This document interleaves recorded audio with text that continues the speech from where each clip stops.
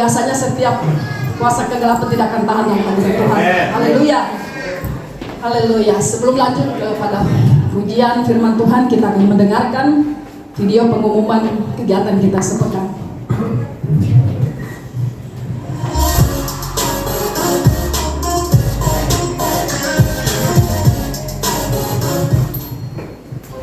Shalom Jemaat Tuhan.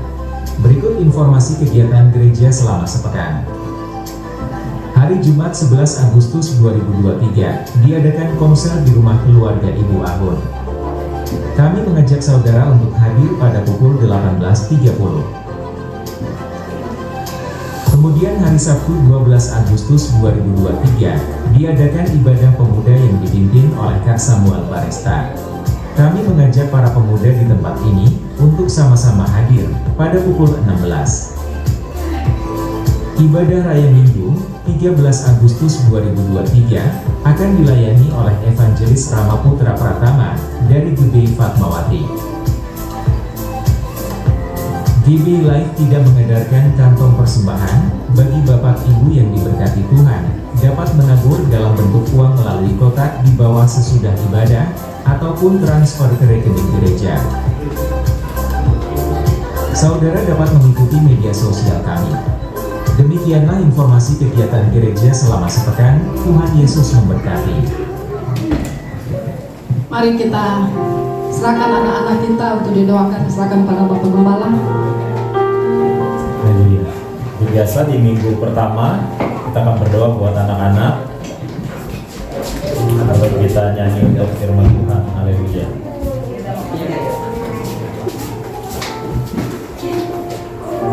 Ya, ke tengah. Iya.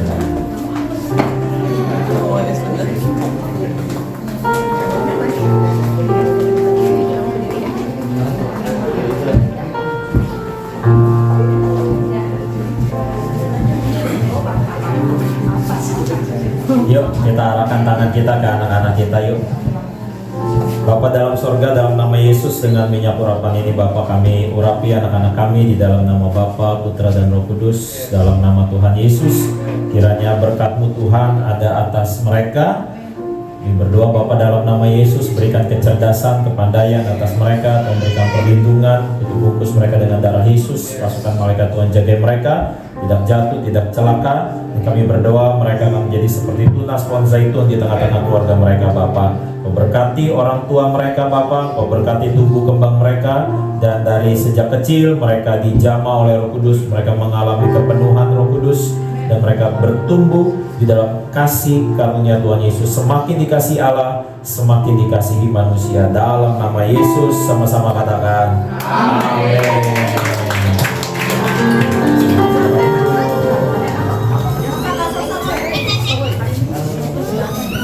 Haleluya.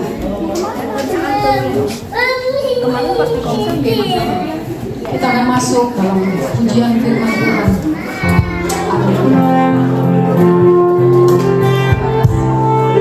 Bapa yang baik, terima kasih Tuhan Yesus buat kasih setiamu sepanjang hari-hari hidup kami. Kami tidak akan pernah meninggal merasakan Engkau jauh daripada kami. Kami biarkan Engkau selalu ada dekat bersama dengan kami.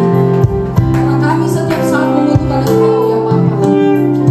Saat ini Kau melawat semua jemaat yang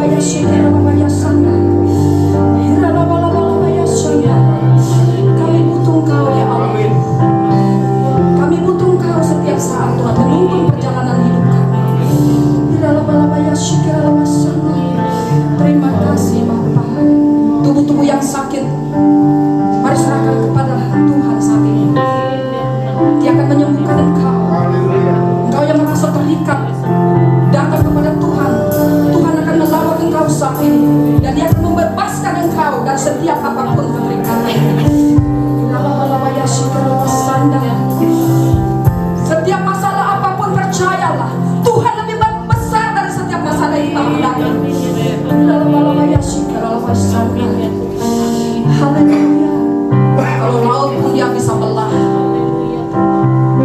Apalagi setiap masalah yang kita hadapi, tidak ada yang lebih berat ketika kita datang kepada Tuhan.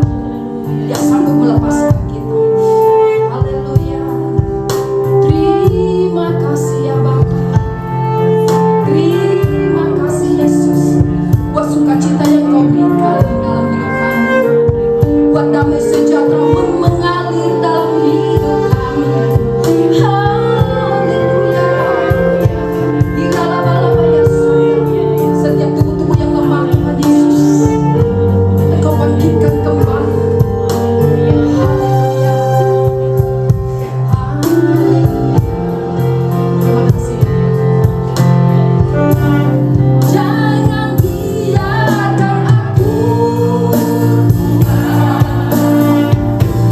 jangan tinggalkan aku, Bapa.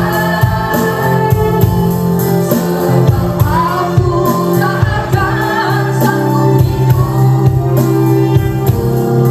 jika tanpa kasih-Mu, Bapa.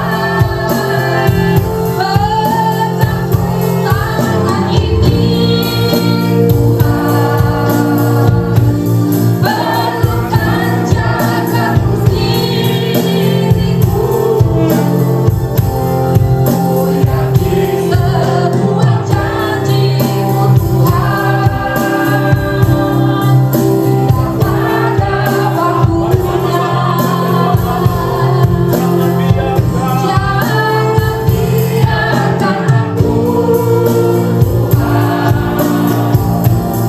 Jangan biarkan aku, jangan tinggalkan aku, sebab aku tak akan sanggup hidup jika tanpa kasih-Mu, Bapa. Pegangku tangan ini, pelukkan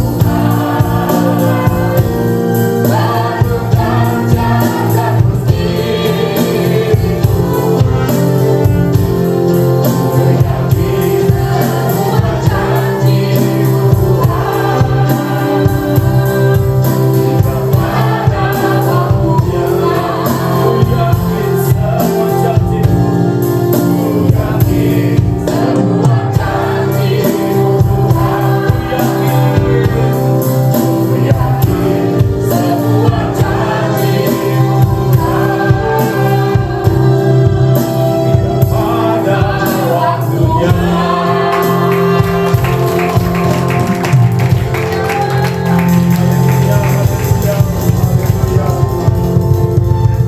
Kami percaya Tuhan Yesus bahwa apapun yang sedang kami alami hari-hari ini, yang sedang dilihat oleh mata kami, yang sedang didengar oleh telinga kami percaya janji-Mu Bapa indah pada waktunya. Terima kasih banyak Tuhan Yesus.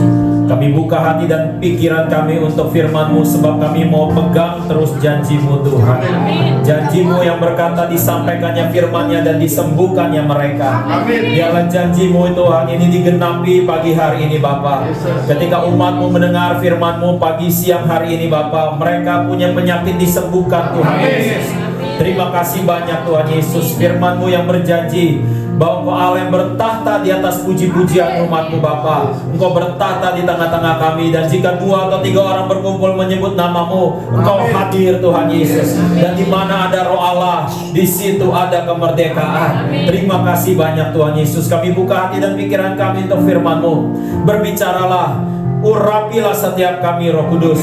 Kami siap mendengarkannya. Kami siap menerima kesembuhan. Kami siap dilepaskan. Kami siap dimerdekakan. Di dalam nama Yesus, yang siap sama-sama katakan amin. Silakan duduk saudara. Haleluya, haleluya, haleluya. Haleluya. Shalom. Apa yang saya mau share pagi hari ini Bapak Ibu sekalian sesuai tema di bulan Agustus ini, yaitu target kehidupan, saudara. Tentu dalam hidup kita semua punya target, saudara.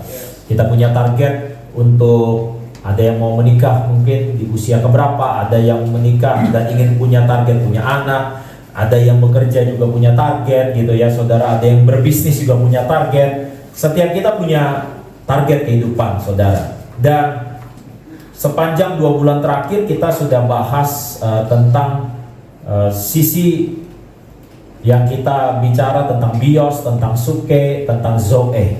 Dan saya ingin terus ulang-ulang ini lagi saudara ya. Boleh kita ucapin sama-sama ya. Saya adalah roh, saya punya jiwa, saya tinggal dalam tubuh. Sekali lagi, saya adalah roh, saya punya jiwa, saya tinggal dalam tubuh. Sekali lagi, saya adalah roh, saya punya jiwa, saya tinggal dalam tubuh. Firman Tuhan berkata bahwa orang benar hidup oleh iman. Orang benar gak hidup oleh perasaan. Orang benar gak hidup oleh apa yang dia lihat saudara. Saudara dan saya sudah diberikan kehidupannya Tuhan sendiri, yang di dalam bahasa Yunani disebut zoe. Nah, sebelum saya melangkah lebih jauh saudara, saya ingin kita baca firman Tuhan. Ada 4 ayat. Kita baca saja sama-sama dari kitab 3 Yohanes. Ya, 3 Yohanes hanya ada 1 pasal. Dan kita akan baca ayat 1 sampai 4 pada hitungan yang ketiga. 1, 2, 3. Dari penatua kepada Gaius yang kekasih, yang kukasihi dalam kebenaran. Saudaraku yang kekasih, aku berdoa semoga engkau baik-baik dan sehat-sehat saja dalam segala sesuatu, sama seperti jiwamu baik-baik saja. Sebab aku sangat bersukacita ketika beberapa saudara datang dan memberi kesaksian tentang hidupmu dalam kebenaran. Sebab memang kau hidup dalam kebenaran. Bagiku tidak ada sukacita yang lebih besar daripada mendengar bahwa anak-anakku hidup dalam kebenaran. Ada ungkapan yang terkenal di dalam negara Indonesia saudara, yang berbunyi bahwa di dalam jiwa yang sehat terdapat tubuh yang sehat. Di dalam jiwa yang kuat terdapat tubuh yang sehat. Firman Tuhan ini diyakini ditulis oleh seorang rasul yang sedang dibuang di sebuah pulau namanya Pulau Patmos. Nama rasul ini adalah Yohanes saudara. Ini berbeda dengan Yohanes Pembaptis. Ini adalah Yohanes yang menjadi satu-satunya murid yang menemani Tuhan Yesus sampai di kayu salib. Lalu Yohanes pergi menginjil ke sana kemari, dan tentu pada zaman itu saudara, dia tidak disukai oleh bangsa Yahudi. Dia ditangkap dan dibuang ke sebuah pulau namanya Pulau Patmos. Lalu dia menulis sebuah surat kepada seseorang yang dinilai hidup dalam kebenaran. Namanya adalah Gaius. Ada beberapa nama Gaius saudara ya, yang ada di Alkitab. Ada Gaius dari Korintus, ada Gaius yang ada menemani Paulus, dan seterusnya. Tetapi Gaius ini Gaius yang berbeda. Gaius di sini saudara adalah seorang anak Tuhan yang di dalam kondisi terhimpit, di dalam kondisi orang Kristen lagi dicari-cari, dia menjadi orang yang berani untuk memberi tumpangan kepada rasul-rasulnya Tuhan. Karena pada zaman itu saudara, untuk memberi tumpangan kepada orang yang mengabarkan Injil itu punya resiko bahwa bukan hanya saja orang yang mengabarkan Injil itu bisa ditangkap dan dianiaya, tetapi juga kepada orang-orang yang memberikan tumpangan, memberikan bantuan. Nah, Gaius saudara adalah orang yang menerima surat ini. Dan di dalam surat ini Rasul Yohanes berkata bahwa, Gaius yang kukasih, aku berdoa semoga engkau baik-baik dan sehat-sehat saja dalam segala sesuatu, sama seperti jiwamu baik-baik saja. Menjadi penting buat kita semua saudara, bukan hanya tubuh kita sehat, tapi Tuhan mau jiwa kita juga sehat. Tapi juga lebih daripada itu, Tuhan mau roh saudara juga sehat. Orang berpikir kalau tubuhnya sehat akan memberikan efek kepada jiwanya sehat, lalu ujungnya rohnya sehat. Tetapi di dalam prinsip kekristenan saudara, berlakunya tidak demikian. Berlakunya adalah roh saudara sehat, roh yang sehat itu akan memberikan efek jiwa saudara sehat. Masih ingat jiwa itu apa saja? Pikiran, perasaan, sama kehendak saudara. Kalau roh saudara sehat, pikiran saudara sehat. Kalau roh saudara sehat, perasaan saudara sehat. Kalau roh saudara sehat, maka kehendak saudara juga sehat. Di kitab Roma ada disebut keinginan roh dan juga keinginan daging, saudara. Kalau roh saudara sehat, saudara dan saya, kita akan punya keinginan roh. Keinginan roh ini bukan hanya akhirnya saudara mau berbahasa roh, bukan hanya saudara mau punya karunia roh, tetapi terlebih penting saudara mau menghasilkan buah roh. Makanya di dalam versi bahasa Inggris saya akan tampilkan kepada saudara dari firman Tuhan 3 Yohanes 1 tadi, saudara. Saya akan bacakan saja ayat yang kedua di dalam bahasa Inggris versi Amplified Bible. Ya, ada beberapa versi dalam bahasa Inggris untuk Alkitab. Ya, saya ingin saudara baca dari Amplified Bible. Ya, 3 Yohanes 1 ayat 2. Tadi kalau dalam bahasa Indonesianya dikatakan, aku berdoa semoga engkau baik-baik dan sehat-sehat saja dalam segala sesuatu, sama seperti jiwamu baik-baik saja. Tetapi dalam bahasa Inggrisnya dikatakan beloved. Beloved itu artinya yang dikasihi. I pray, saya berdoa, that in every way, bahwa di dalam segala sesuatu you may succeed. Kamu sukses. Yang mau sukses angkat tangan kanannya. Wah, semuanya mau sukses, saudara, ya. Dan bukan hanya succeed, dikatakan apa?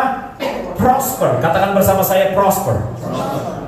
Nah, di sini saya minta saudara, saya belum minta saudara angkat tangan supaya saudara ngerti dulu apa prosper. Apa bedanya sukses sama prosper? Seolah-olah dua kata yang sama, mirip-mirip artinya. Succeed itu sukses, prosper itu berkelimpahan, saudara. Punya banyak, ya. Tetapi dalam konteks ini, saudara, succeed and prosper, saya akan gambarkan kepada saudara dalam keadaan atau fakta yang saudara bisa dapati hari-hari ini, ya. Coba saudara mau gak bahwa ada orang yang sukses tetapi anaknya narkoba? Ada orang yang baik-baik saja tetapi hidup dalam kesengsaraan kemiskinan. Nah, itu artinya saudara bahwa ada orang yang sukses di satu bidang tetapi dia gagal di bidang yang lain, saudara. Nah, itu namanya bukan succeed dan prosper.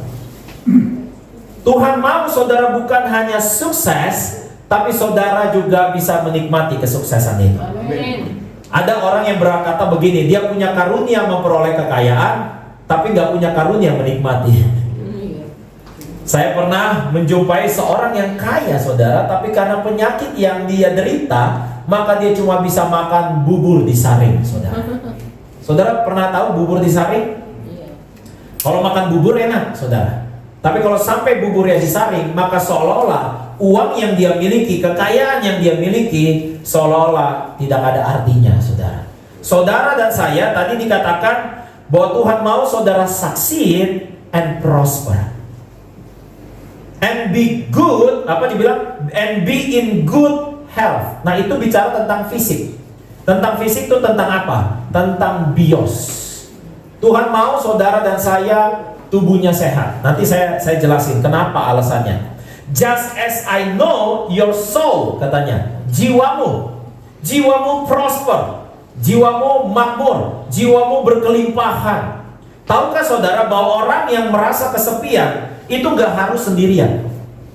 Sekali lagi, bahwa orang yang merasa kesepian tidak harus dalam posisi sendirian. Ada orang di tengah keramaian tapi bisa merasa kesepian. Ada orang yang hidup sendiri tapi happy-happy saja, nggak merasa sendirian. Bahwa waktu Tuhan ciptakan Hawa, Alkitab berkata tidak baik seorang laki-laki sendirian. Tetapi saat itu, momen itu saudara, bahwa Adam tidak membutuhkan siapapun untuk dia melengkapi hidupnya. Karena Adam saat itu tidak merasa kesepian. Sebab itu pemuda-pemudi di tempat ini jangan menikah karena engkau merasa kesepian. Karena pernikahan bukan untuk saudara katanya punya teman hidup, saudara. Makanya gak heran ya ada laki-laki yang malas pulang ke rumah. Dia lebih suka di luar rumah. Ya, kenapa? Karena di dalam rumah dia tidak merasa mendapatkan prosper, kelimpahan. Dan di sini dikatakan bukan hanya prosper jiwa kita, tapi juga spiritually. Saudara tahu nggak bedanya spiritual sama religius? Kalau religius, saudara hanya tahu Tuhan. Kalau spiritual, saudara bukan hanya tahu Tuhan, tapi saudara punya hubungan sama Tuhan. Saudara mengenal Tuhan. Nah, pertanyaan saya pagi hari ini, apa target kehidupan saudara? Di dalam dunia ini ada 3, saudara ya. Ada orang yang targetnya bios, dibilangnya punya body goals, gitu ya. Saya pengen punya badan yang keren, gitu ya. Saya pengen punya perut tuh 6 pack, bukan 6 month, gitu ya. Saya pengen pokoknya badan saya tuh, kalau ibu-ibu mungkin pengen kayak gitar Spanyol, gitu ya. Saya pengen punya muka tuh yang glowing, katanya. Pokoknya kita boleh atau kita bahkan berani menghabiskan uang, saudara, hanya untuk mendapatkan body goals. Saya nggak bilang salah ya, saudara, silakan ya, karena memang ada beberapa orang yang butuh bantuan dalam hidup ini, saudara. Saudara mau punya body goals, silakan. Dan bisnis di dalam urusan body goals ini, saudara, ini bisnis triliunan, saudara. Ya. Coba kalau ibu-ibu aja dilihat dari atas saja, dari rambut saja ada berapa banyak produk, saudara, hanya untuk urusan rambut, saudara. Turun sedikit ada apa? Ada alis, saudara. Ini bisnis triliunan, saudara, ya. Berbagai produk itu diluncurkan, dijual di pasar hanya untuk seseorang ingin punya tubuh yang bagus. Body goals, ya. Kalau saudara ke Korea dikenal dengan wisata apa? Wisata operasi plastik, saudara. Jadi buat bapak-bapak, buat ibu-ibu yang mau operasi plastik, ya, pengen mukanya, wajahnya seperti artis-artis Korea, ya, itu tempatnya di sana, ya. Orang pengen punya body goals. Yang berikutnya, ada orang yang targetnya itu kepada suke, kepada jiwanya, saudara. Nah, ini yang paling banyak. Kita pengen orang yang happy terus tiap hari. Bukan hanya happy, kita juga pengen jadi orang yang healthy, katanya. Sehat terus. Dan kita bukan hanya pengen happy dan healthy, kita pengen wealthy. Wealthy itu apa? Kaya, saudara. Ya. Jadi kita pengen jiwa kita tuh dapat healing terus menerus, saudara. Ini goal banyak orang. Salah nggak? Nggak salah. Tetapi Tuhan mau saudara dan saya punya target yang sama seperti Tuhan. Bahwa target Tuhan buat hidup saudara dan saya itu adalah kepada zoe saudara, kepada diri saudara sesungguhnya, kepada identitas saudara sesungguhnya yang tadi saya bilang di awal, bahwa kita adalah roh, kita punya jiwa, kita tinggal dalam tubuh. Berapa banyak di antara kita yang setting spiritual goal untuk 2023? Dari sekian banyak doa yang saudara panjatkan kepada Tuhan, kira-kira paling banyak apakah di jiwa, di tubuh, atau di roh? Berapa banyak dari antara kita pengen keluar uang sebanyak-banyaknya, rela bayar harga supaya roh kita bertumbuh, atau supaya aset kita bertambah, supaya kita lebih happy, supaya lebih banyak negara kita kunjungi, lebih banyak mobil yang kita punya, lebih banyak rumah yang indah yang kita punya. Terlepas kepada kita semua. Karena ternyata di dalam dunia marketing, saudara, kalau salah target, salah semua, saudara. Salah target, salah semuanya. Nah, sekarang saudara pikirkan baik-baik dulu. Coba dari 3 ini. Sebagai gembala, saya nggak mau saudara salah target. Tetapi pilihan ada pada saudara semua. Karena salah target, salah semuanya, saudara. Ada teman saya satu ketika waktu ke Thailand. Dia pengen punya pacar orang Thailand, saudara. Lalu dia lihat, cantik sekali, saudara. Wah, cantik banget ini. Ya, ternyata ditelusuri, salah target, saudara. Karena walaupun cantik, punya body yang bagus, saudara, tapi ternyata dia ciptaan baru, saudara. Yang lama sudah berlalu, yang baru sudah datang, saudara. Dengan nama baru, body baru, status baru, saudara. Ternyata salah target, salah semuanya, saudara. Dan ini kejadian, saudara. Itu mungkin hal yang saudara bisa ketawa. Berapa banyak pernikahan merasa salah target, salah punya suami, nggak bisa ditukar, nggak ada supermarket suami, saudara. Ya akhirnya saudara bisa taruh di keranjang, nih ya, udah, gue nggak cocok sama lu, gitu ya. Karena ternyata banyak pernikahan, saudara, keributan terjadi sana sini, biasanya alasan paling utama adalah nggak cocok. Saya sudah tidak cocok lagi, tapi anak 3, saudara, ya kan? Nah, saya mau ingatkan kepada kita semua, salah target, salah semuanya. Sama seperti kemarin saya ketawa menemukan gitu ya, sales saya jualan mobil salah target. Kan sekarang lagi gandrung mobil listrik ya, saudara. Jualan mobil listrik. Kalau saudara mau beli mobil listrik, bisa dicolok, di charger di rumah saudara, bisa. Kalau kapasitas kWh listrik di rumah saudara itu minimal 2200. 2200. Lebih bagusnya berapa? 7700. Kalau saudara mau beli mobil listrik, minimal listrik di rumah saudara 2200. Kalau saudara colok 2200, pastikan semua listrik yang ada di rumah saudara matikan. Karena kalau saudara colok, AC nyala, TV nyala, ya pasti jebret, saudara. Listriknya drop, ya. Jadi minimal makanya naik daya 7700, saudara. Sales saya dapat customer, saudara. Dapat customer, gitu ya. Lalu diajukan pembiayaan, saudara, ke lembaga pembiayaan disebut leasing. Akhirnya leasingnya tolak, saudara. Kenapa leasingnya tolak? Karena ternyata rumah si pembeli itu listriknya cuma 450 kWh.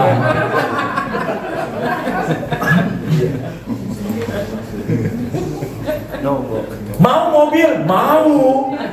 Masalah mau sih mau. Mampu? Tidak, saudara. Jadi kalau udah salah target, salah semuanya, saudara.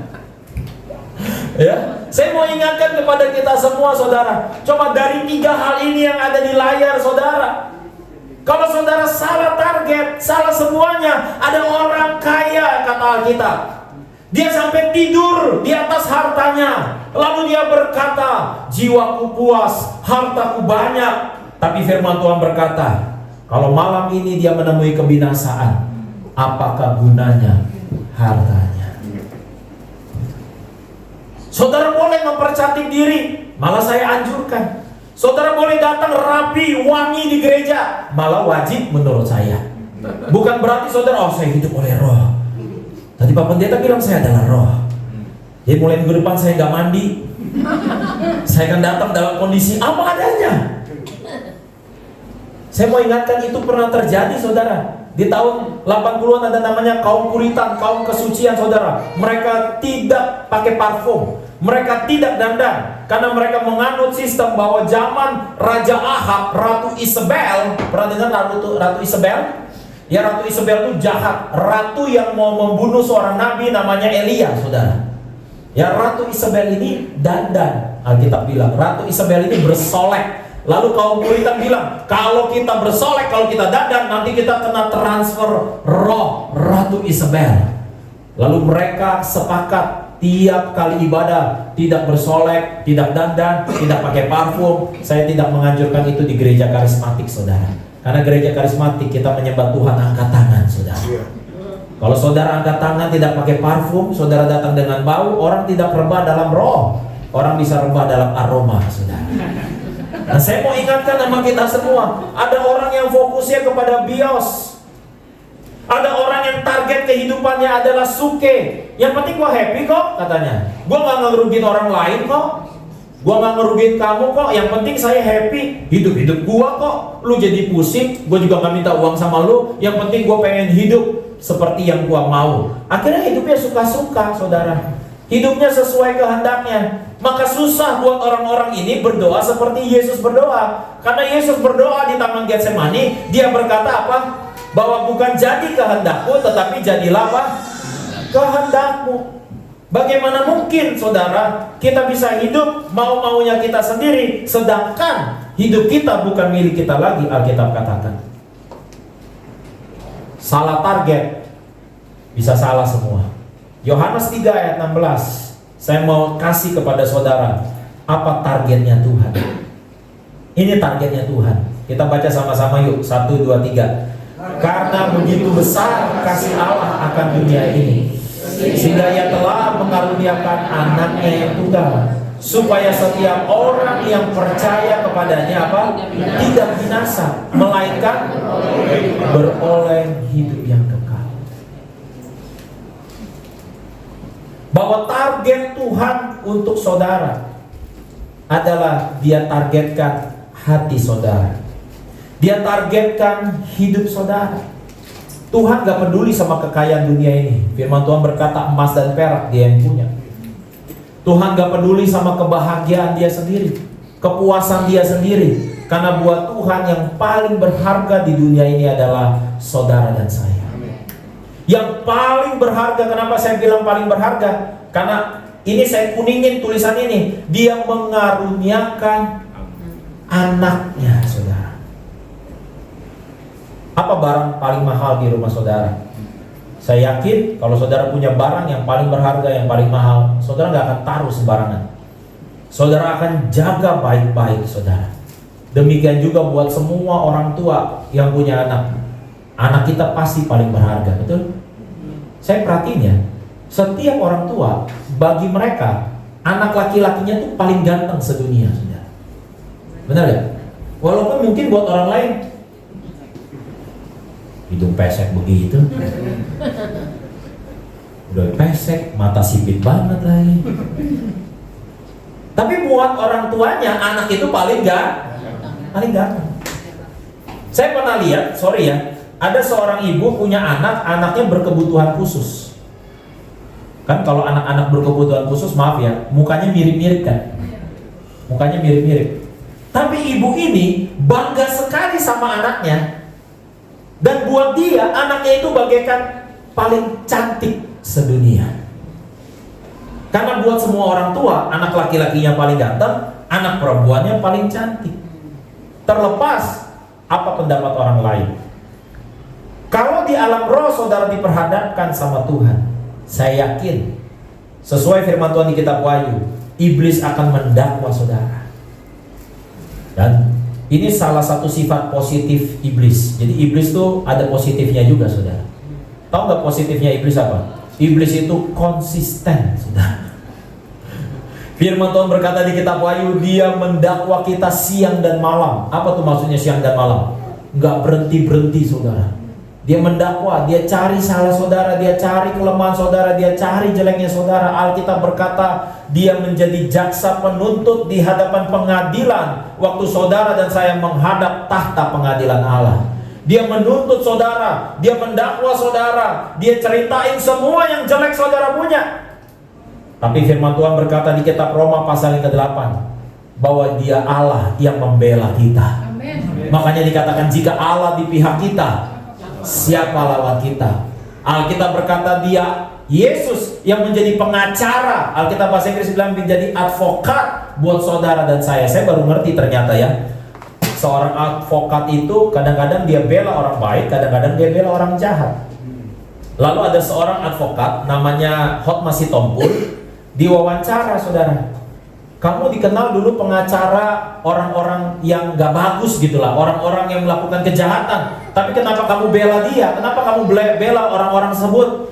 Lalu Hotma Sitompul berkata begini, di dalam dunia hukum, seorang pengacara itu berhak membela siapapun. Kalaupun orang ini jahat, katakanlah 99% kesalahannya. Karena tidak ada orang yang 100% salah katanya. Maksimal 99%. Berarti benarnya ada berapa? 1%. Nah, menurut Hotma Sitompul, tugas seorang pengacara adalah dia membela yang 1% itu, saudara. 1% itu yang dia bela. Tahukah saudara apa 1% saudara dan saya? Apa 1% saudara dan saya? Kalau kita hitung-hitung saudara, berapa banyak kejahatan kita saudara, berapa banyak dosa kita. Kita hitung-hitung saja saudara, mulai dari lahir sampai hari ini saudara, saya yakin lebih banyak jeleknya daripada bagusnya. Lebih banyak dosanya daripada benarnya, saudara. Lebih banyak kesalahannya daripada kebenarannya, saudara. Tetapi Tuhan mau bela saudara dan saya 1% itu. Apa sih 1% itu? Karena saudara manusia. Karena saudara apa? Manusia. Kenapa saudara manusia harus dibela? Karena firman Tuhan berkata bahwa saudara dan saya diciptakan segambar dan serupa dengan Allah. Gambar dan rupa ini rusak karena jatuh dalam dosa. Saudara pernah gak punya foto gitu ya, gak sengaja keduduk lalu rusak lecak? Aduh, jadi gak bagus deh, susah betulin ini. Gambar Allahnya rusak karena jatuh dalam dosa. Karena saudara adalah gambar dan rupa Allah, Tuhan mau mengembalikan kembali gambar dan rupa itu, saudara. Karena saudara manusia, makanya dia turun dari sorga ke bumi jadi manusia, menggantikan saudara dan saya dihukum di atas kayu salib. Supaya apa? Supaya setiap orang yang percaya kepadanya. Nah, ini targetnya Tuhan, saudara. Targetnya Tuhan bukan kepada tubuh saudara. Targetnya Tuhan bukan kepada jiwa saudara. Targetnya Tuhan kepada roh saudara. Saya mau gambarkan lagi kemarin tadi. Balik lagi ke awal. Succeed and prosper. Saudara, kenapa sih Tuhan sembuhin? Bukan supaya saudara akhirnya bisa menikmati hidup suka-suka saudara. Kenapa Tuhan mau menyembuhkan saudara? Karena setiap orang yang sakit pasti egois. Karena semua orang yang sakit pikirin dirinya sendiri, saudara. Saudara coba lihat ke dokter gigi. Orang yang sakit gigi, nggak ada yang dia sakit gigi, aduh, kasihan orang-orang yang kelaparan di Ethiopia. Aduh, kasihan itu ibu-ibu yang pada kena kanker. Nggak ada. Orang sakit gigi, yang dia pikirin siapa? Ya dia. Kenapa Tuhan sembuhin sakit saudara? Supaya saudara tidak lagi lihat diri saudara sendiri. Supaya saudara yang diberkati akhirnya bisa menjadi berkat. Akhirnya saudara nggak mikirin lagi egois. Akhirnya saudara bisa memberkati orang lain. Kenapa Tuhan sembuhin depresi saudara? Kenapa Tuhan mau bebaskan dari saudara rasa khawatir? Saudara, kenapa mau dibebaskan Tuhan dari rasa takut? Karena ketika saudara hidup dalam sukacita, ketika saudara hidup dalam damai sejahtera, saudara akan jadi berkat buat banyak orang. Karena hari-hari ini saudara, orang pada stres, orang pada khawatir, orang pada takut. Saudara dan saya ingin diberkati oleh Tuhan. Tuhan memberkati saudara dengan hidupnya sendiri. Saudara mendapatkan Zoe, Roh Kudus memenuhi saudara, supaya dengan tubuh yang sehat, dengan jiwa saudara yang sehat, pikiran saudara yang bersih, pikiran saudara yang happy, pikiran saudara yang dipenuhi damai sejahtera, perasaan saudara yang solid, perasaan saudara yang kuat, itu akhirnya saudara bisa dipakai oleh Tuhan memberkati banyak orang. Itu tujuannya, saudara. Makanya Tuhan mau saudara terhubung sama Tuhan Yesus. Ini targetnya Tuhan. Pertanyaannya adalah, kita mau pakai target yang mana? Waktu kan jalan terus, umur nambah terus. Saya lebih sering ngomong di komsel, saya suka ingetin, kita rela, saudara, bangun pagi-pagi kalau mau kejar janji sama relasi bisnis. Kita rela bangun pagi-pagi biar kata kantor kita jauh hanya untuk dapetin gaji UMR. Karena kita pikir kalau gua nanti gak kerja, istri anak gua makan apa? Saya mau ingetin sama saudara, istri saudara, anak saudara dikasih makan sama Tuhan. Udah banyak saya temui saudara. Gak usah saudara takut. Bukan berarti saudara datang ke kantor terlambat, bukan berarti saudara ketemu janji bisnis terlambat. Tapi saya mau ingatkan kepada kita semua, apa target saudara? Apakah target saudara dalam hidup ini berambisi mengenal Tuhan lebih dalam lagi? Apakah tiap bangun tidur saudara inginnya cari Tuhan, inginnya sembah Tuhan? Tahu nggak itu anak saya Ezra tuh tadi? Tahu nggak kalau dia bangun tidur dia cari apa? Ya, dia cari papa mamanya. Dia mulai gitu. Dia nggak cari makanan. Dia nggak incer uang saya. Mungkin saudara bilang, iyalah masih kecil, belum paham. Oh iya, justru Tuhan pernah bilang, jadilah seperti seorang anak kecil. Kan dia udah mulai ngerangkap tuh, ya kan? Meleng dikit bahaya. Karena satu ketika saya meleng, jatuh dari kasur, saudara. Untung bukan kasur yang tinggi. Jadi ada kasur yang tinggi, saya tidur di bawah pakai kasur spring bed di bawah. Tapi spring bed itu kan tingginya kurang lebih 15 cm lah. Jadi saya meleng dikit, tau dia udah buk, saya dengar, wah mukanya udah gini di bawah, saudara. Pendek tapi lumayan lah buat anak umur 6 bulan. Jebret gitu, keprosok, saudara. Kalau saya pulang dia udah mulai melihat muka saya, dia mulai udah mulai ngerangkap cepet banget, saudara. Dan kalau misalnya yang buat saya paling membahagiakan itu ya, kalau dia udah tatap muka saya. Pas dia tatap muka saya, terus kita tatap-tatapan gitu kan, itu langsung saya cium-ciumin, saudara. Sampai dia gitu, saya cium-ciumin, saudara. Karena buat Ezra, saya segalanya. Buat saya, Ezra juga segalanya. Saudara yang pernah punya anak dan sekarang anak saudara besar, ada sering orang bilang gini sama saya, puas-puasin Pak Jun sama anaknya. Nanti kalau udah mulai SMP, udah punya apa? Temen katanya. Udah mulai tuh, diajak ke mall, dia punya tujuan sendiri, diajak pergi, dia punya tujuan sendiri. Udah mulai yang tadinya mau apa-apa sama papa mama, mulai bergeser. Lama-lama udah makin akhirnya punya pasangan. Akhirnya mereka sendiri punya kehidupan. Geser. Nah seringkali hidup kita juga begitu, saudara. Tuhan tuh segalanya adalah kita. Buat Tuhan segalanya adalah saudara. Saudara tuh segalanya buat Tuhan. Tapi kita melihat dunia ini, target kita setting sendiri. Gue pengen seperti ini nih. Padahal kalau salah target, salah semuanya. Saya mau ajak kita semua, yuk kita jadikan Tuhan segalanya. Amin. Saya mau ajak kita nyanyikan pujian. Ini refnya aja. Main dari kunci mana ya? Oke. Coba.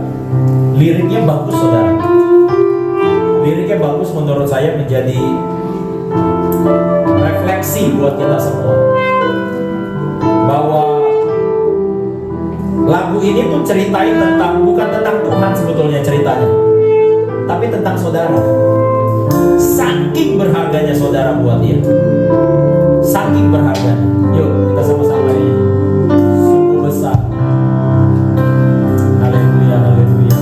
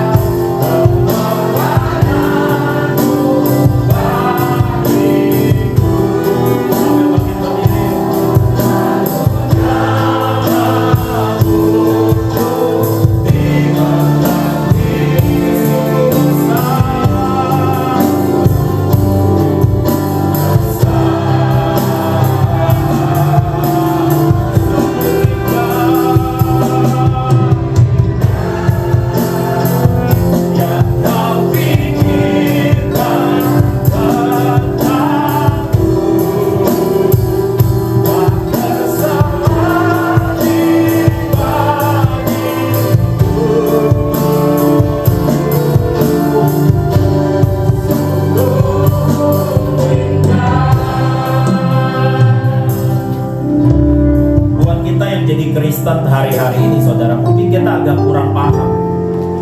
Karena kita nggak hidup waktu Yesus ada, saudara. Kan kita tahunya mungkin dari kecil saudara sekolah Kristen atau saudara sekolah Katolik. Mungkin dari kecil saudara emang orang tuanya udah Kristen. Jadi kita kadang-kadang susah pikir karena kita nggak hidup waktu zaman Yesus hidup. Tapi saudara dan saya ada di sini itu bukan kebetulan, karena ada Roh Kudus yang bekerja menjamah saudara sehingga saudara paham. Tapi buat gambaran saudara sedikit, bahwa untuk Yesus datang ke bumi, saudara, untuk Yesus datang ke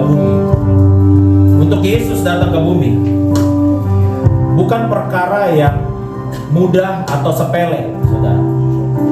Ya, bukan perkara mudah atau sepele. Saya masih ingat beberapa waktu yang lalu, saya sama istri kita mau rencanain liburan tahun depan gitu kan. Jadi kita rencanain liburan tahun depan, kita pengen ke sebuah negara. Jadi kita cari dong, kita pengen naik pesawat. Kalau kelas bisnis berapa, kelas ekonomi berapa, banding-bandingin. Kalau selisihnya terlalu jauh banget, lumayan nih buat dana shopping gitu kan. Hitung negaranya mana, berapa hari, udah ditotalin. Itu buat ke satu negara itu dengan 8 hari 7 malam saya itu dengan 3 anak. Hitung-hitung, lumayan juga ya. Nilainya kurang lebih 300 juta. Saya bilang sama istri, ya udah, ntar uang bisa dicari gitu kan. Istri saya bilang, ntar lah pikirin dulu nih. Sayang, 300 juta, sayang. Yesus buat datang ke dunia, saudara, dananya nggak 300 juta.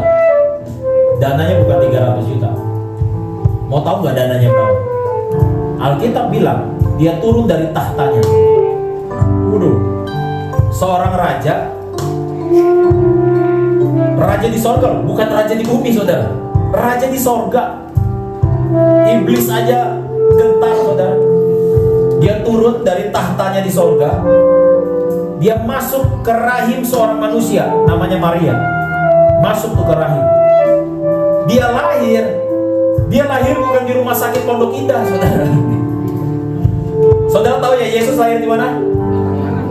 Di kandang. Kenapa dia harus lahir di kandang? Karena punya target. Kalau dia lahir di istana seperti Nabi Musa, maka rakyat jelata nggak punya gambaran. Aduh, gimana ya saya mau percaya Yesus? Dia statusnya tinggi. Tapi karena dia lahir di kandang, maka dia punya target. Semua orang bisa berani mendekat, mau dari yang kaya sampai yang miskin. Lahir di kandang. Dia besar di usia kurang lebih remaja. Menurut sejarah gereja, papanya meninggal. Papa jasmaninya, saudara tahu papa jasmani Yesus siapa? Yusuf meninggal. Jadi dia tulang punggung keluarga karena dia anak laki-laki pertama. Yesus punya saudara-saudara jasmani, saudara. Anaknya Yusuf sama Maria. Yesus punya saudara laki-laki, Yesus punya saudara perempuan. Menurut tradisi Yahudi, kalau papa meninggal, siapa yang jadi gantinya papa? Anak laki-laki pertama. Jadi Yesus saat itu bersama Maria, saudara, itu banting tulang untuk apa? Biayain keluarga. Kalau saya sering nonton film-film superhero, saya ngebayangin Yesus mungkin gergetan pengen pakai ilmu sorganya. Simsalabim, makanan ada. Simsalabim, ya kan, uang ada. Tapi Alkitab berkata, dia bukan hanya dikenal Yesus dari Nazaret, tapi dia dikenal Yesus anak tukang kayu. Dan menurut sejarah gereja, saudara, menurut sejarah gereja, apa yang Yesus lakukan hari-hari? Yang Yesus lakukan hari-hari adalah gergaji kayu, bikin furnitur, jual. Makanya saudara, terakhir waktu dia kecil, saudara temui cerita di Alkitab, Yesus ngapain? Yesus berdebat sama ahli-ahli agama. Umur berapa? Umur 12. Baru ketahuan lagi, Yesus berkeliling dari desa ke desa menginjil umur berapa? Umur 30. Jadi banyak spekulasi, umur 12 sampai umur 30 Yesus ngapain? Ada pengajaran yang bilang, Yesus ke India, Yesus ke Cina. No, nonsense semua, omong kosong. Ngapain Yesus umur 12 sampai 30? Kerja. Kerja buat siapa? Buat mamanya, buat adik-adiknya. Sama kayak kita. Dia supaya dia kasih contoh, saudara, bahwa hidup ini memang harus kerja keras, bahwa hidup ini memang butuh perjuangan. Dia gak pakai kuasanya. Karena di surat Paulus berkata, dia tanggalkan keilahiannya. Dia mengambil rupa seorang hamba. Kalau kita sih pengennya mengambil rupa orang kaya. Kita pengen kok kelihatan kaya. Kita pengen mengambil rupa orang terkenal. Pengen kita terkenal, subscriber banyak, follower banyak. Kalau kita posting yang like banyak. Yesus sebaliknya. Yesus mengambil rupa seorang hamba. Alkitab bilang, dia kosongkan dirinya. Apa tuh maksudnya kosongkan dirinya? Gak jadi apa-apa. Gua bukan siapa-siapa. Sampai akhirnya detik-detik dia kumpulin murid-muridnya, dia bilang apa? Sebentar lagi saya akan mati disalib. Saking gemeternya, di Taman Getsemani dia berdoa. Darahnya keluar. Menurut ilmu kedokteran, itu stres tingkat paling tinggi. Ketika keringat, lalu pembuluh darah pecah, darah menyatu sama keringat keluar dari pori-pori. Stres tingkat tinggi, saudara. Saudara yang hari ini datang stres saudara belum sesetres Yesus. Udah stres tingkat tinggi, dikasih mahkota apa? Mahkota duri. Kalau saudara nonton film Passion of the Christ, saudara tahu cara tentaranya pasang mahkota duri di Tuhan Yesus? Mahkota ditaruh, digetok, masuk. Saudara jarak apanya tempurung kepala saudara sama otak itu katanya nggak lebih dari 5 cm.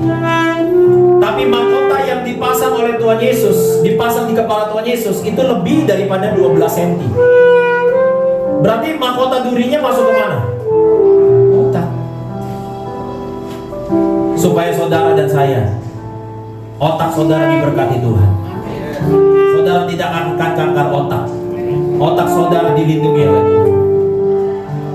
Udah begitu, pikul salib. Jatuh 3 kali dia bangun, jatuh 3 kali dia bangun, sampai dia di atas kayu salib. Dia bilang, Bapa ampunilah mereka sebab mereka nggak tahu apa yang mereka perbuat. Sampai dia teriak satu kalimat itu, dia bilang, sudah selesai. Apa maksudnya selesai? Semua yang diperlukan buat saudara dan saya yang gak layak. Saya yakin di alam roh iblis berteriak, gak layak Pak Hendri ini diberkati, gak layak nih Pak Budi diberkati, gak layak tuh si Junianto pakai khotbah segala. Mungkin iblis bacain semua dosa kita di hadapan Tuhan, tapi Yesus berkata, udah beres, udah selesai. Dosa saudara udah selesai di mata Tuhan. Ketakutan saudara udah selesai di mata Tuhan. Sekarang targetnya adalah Tuhan mau beri saudara hidup, dan hidup dalam kelimpahan. Limpah roh, limpah di pikiran saudara, limpah di perasaan saudara, sehingga perasaan saudara gak diisi lagi sama kekhawatiran, gak diisi lagi sama ketakutan. Tuhan mau isi perasaan saudara dengan sukacita, dengan damai sejahtera, dengan kasih, dengan pengendalian diri, dengan damai sejahtera Allah. Supaya saudara melangkah hari demi hari. Tiap kali saudara bangun pagi, saudara bisa berkata, aku anak Allah. Aku akan berjalan bersama Allah. Ada masalah, segala perkara dapat kutanggung. Oh, ada tantangan, bersama Yesus aku campur tangan segala perkara. Bersama Yesus aku lakukan perkara yang besar. Bayangkan tangan saudara. Besar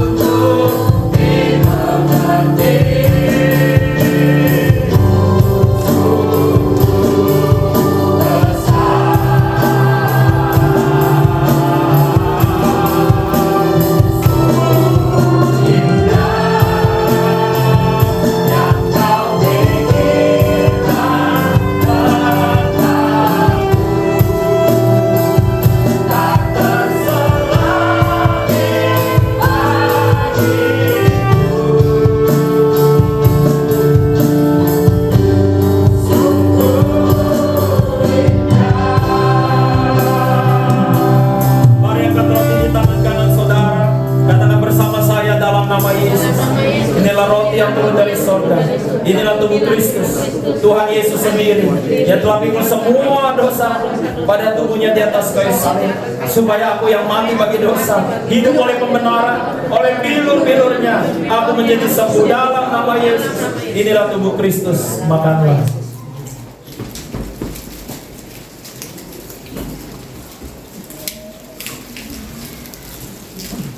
Terima kasih Tuhan Yesus buat kasih, buat pengorban. Dengan mengangkat anggur di tangan kanan kami mengatakan dalam nama Yesus, inilah darah Yesus, darah perjanjian yang baru dan kekal, yang beri kami pengampunan, beri kami penebusan atas segala dosa dan pelanggaran kami. Dosa kami sudah diampuni. Di dalam Kristus kami adalah kebenaran Allah. Dalam Kristus kami adalah ciptaan yang baru. Dalam nama Yesus, inilah darah Yesus. Bapa, terima kasih buat kebenaran yang Engkau berikan kepada kami, Tuhan Yesus, pagi hari ini. Biarlah kami mulai siang hari ini, kami mulai menentukan target kami, Bapa. Target kehidupan kami. Bukan hanya fisik yang kami percantik, bukan hanya jiwa yang kami pelihara, tapi kami ingin hari demi hari semakin mengenal Tuhan. Manusia batinia kami dari hari ke hari semakin serupa dan segambar dengan Tuhan Yesus. Jika itu doa saudara, angkat tangan kanan saudara. Hamba mau berdoa Bapak buat siang hari ini yang mengambil komitmen untuk mereka punya target kehidupan membangun manusia roh mereka. Untuk mereka punya target kehidupan menjadikan Yesus segalanya dalam kehidupan mereka.